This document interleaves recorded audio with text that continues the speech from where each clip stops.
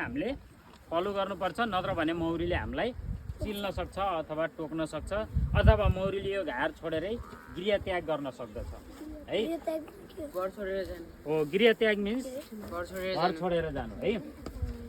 अब म 18 वर्षदेखि मौरी व्यवसायमा आबद्ध छु र अहिले हामीसँग यहाँ चाहिँ 225 गोला मौरी छ। यहाँ अहिले पछाडि पनि हेरौँला, यहाँ माथिल्लो फार्ममा चाहिँ 50 वटा छ र योभन्दा माथिल्लो फार्ममा 50 वटा छ। र हामीले एकै ठाउँमा किन मौरी राख्दैनौँ भन्दा यो एपी सेरेना प्रजातिको मौरी हो। कुन जाति? AP Serena.